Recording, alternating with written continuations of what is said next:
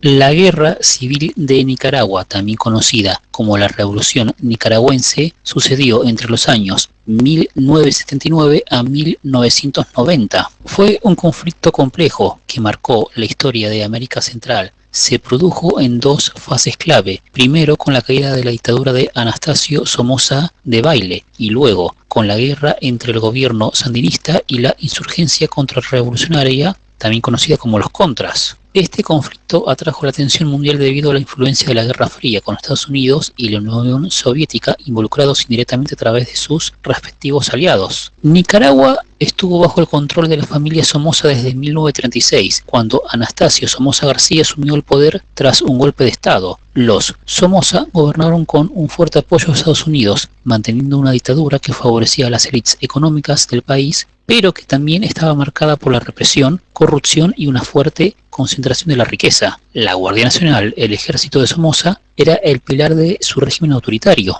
En la década de 1960, el Frente Sandinista de Liberación Nacional, también conocido como FSLN, surgió como un movimiento marxista-leninista inspirado en la Revolución Cubana. Buscaba derrocar a la dictadura de Somoza y llevar a cabo reformas sociales radicales. Durante los años 70, el Frente intensificó sus acciones guerrilleras, ganando apoyo popular, especialmente después de la catástrofe del terremoto de Managua en 1972, cuando la corrupción del gobierno Somoza impidió una respuesta efectiva del desastre. En 1979, la situación de Nicaragua llegó a un punto crítico. La violencia estatal, la pobreza y la corrupción desataron un levantamiento popular. El Frente, con un amplio apoyo tanto de la población como de la comunidad internacional, incluida Cuba y otros países del bloque socialista, lanzó una ofensiva final contra el régimen. El 19 de julio de ese año, el Frente Sandinista tomó la capital, Managua, obligando a Anastasio Somoza a huir del país. Así, el FSLN asumió el poder en Nicaragua.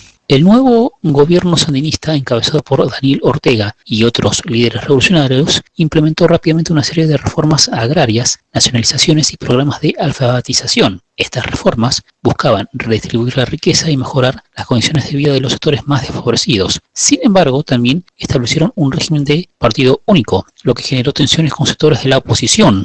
A medida que los sandinistas consolidaban su poder, crecieron las tensiones con los Estados Unidos, que veían al gobierno de Ortega como una amenaza comunista en el hemisferio occidental. El gobierno de Ronald Reagan, especialmente preocupado por la expansión del comunismo en América Latina, adoptó una postura agresiva contra Nicaragua. Reagan acusó a los sandinistas de apoyar a movimientos guerrilleros en otros países centroamericanos como El Salvador. En respuesta, el país norteamericano apoyó la formación y el financiamiento de los Contras, una fuerza insurgente compuesta por exmiembros de la Guardia Nacional de Somoza y campesinos descontentos con las políticas del Frente. Los Contras operaban desde Honduras y Costa Rica, lanzando ataques contra el gobierno sandinista. El conflicto entre los Contras y el gobierno se convirtió en una guerra civil prolongada que devastó la economía nicaragüense y causó miles de muertes. La guerra en Nicaragua no solo fue un conflicto interno, sino también una batalla indirecta entre las superpotencias de la Guerra Fría. Mientras Estados Unidos financiaba a los Contras, la Unión Soviética y Cuba brindaban apoyo material y logístico a los sandinistas. A pesar de las sanciones y la presión internacional, los sandinistas lograron mantenerse en el poder durante gran parte de la década de los 80. Una parte clave del conflicto fue el escándalo Irán-Contra